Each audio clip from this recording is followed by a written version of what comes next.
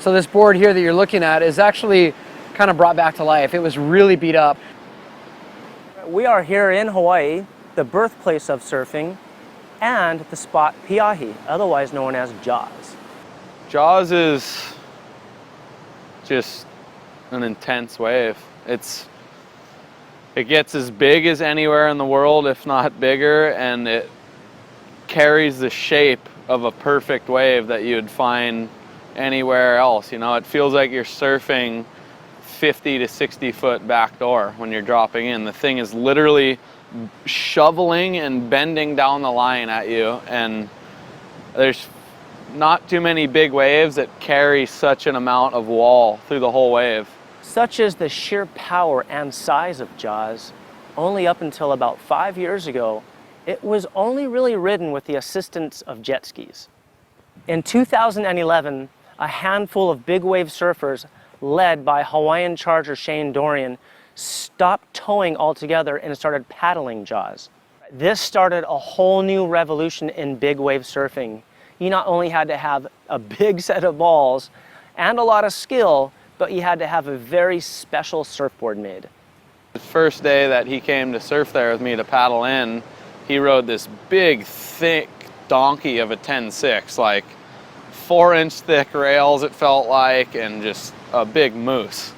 Like, I picked it up and I was like, how is this thing ever gonna turn under your feet out there?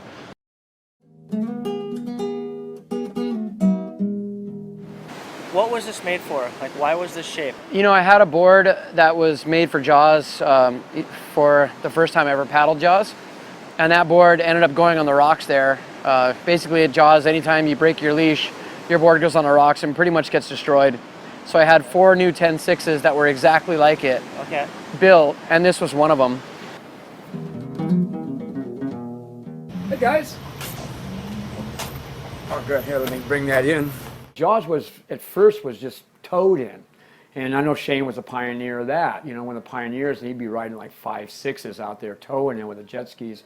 Shane came to me and said, I want to paddle in these waves. And so we started really thinking about it, and we came up with the PBU series, Pray Before Use, you know, kind of like break the glass for the fire alarm thing, you know, break the glass before use with a hatchet.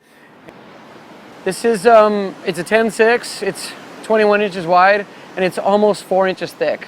So you're always going to need a big board to paddle into a big wave, but we've come a long way as far as the fin setup. I'm riding a quad now, which is new for me. It's a very contemporary design. This board is different, say, than a 10-year-ago design, or even 5-year-ago design, is the older boards were more pointy, and they had more rocker. And we all thought we had to have a lot of rocker, and so we developed this, back to the 70s, was the beak nose. Yeah, it was real popular in the 70s. Reverse foil, and like the America's Cup, the catamarans, all the high-speed boats are using these now.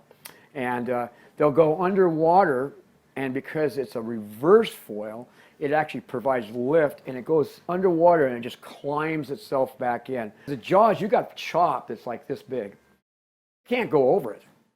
Just can't do it, you know, and that was with the tow boards. They were narrow and thin. They could just go right through this stuff, and heavy. Surfboard always wants to climb up. We can go right through this stuff. You know, this board here weighs about 27 to 30 pounds. They're hard to carry. They're really hard to carry. I have no idea how they get them up and down the cliff. It's the planing speed.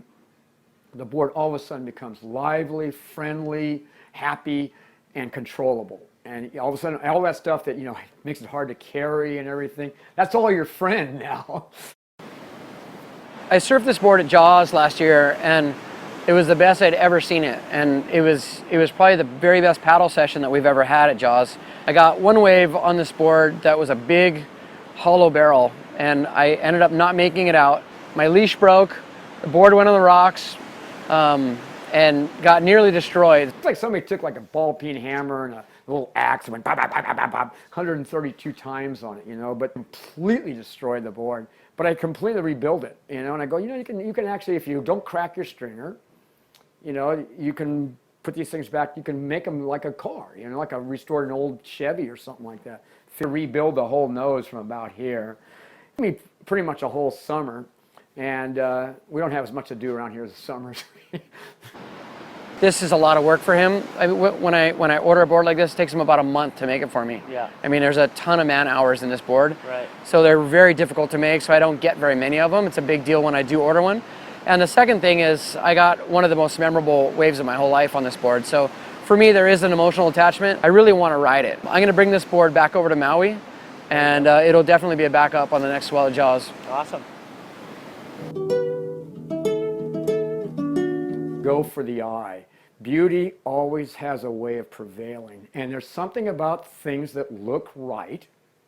They always are right. Remember, Ben Ipa said there's two kinds of surfers, those that ride waves and those that surf waves. And Shane is definitely one of the ones that surfs waves.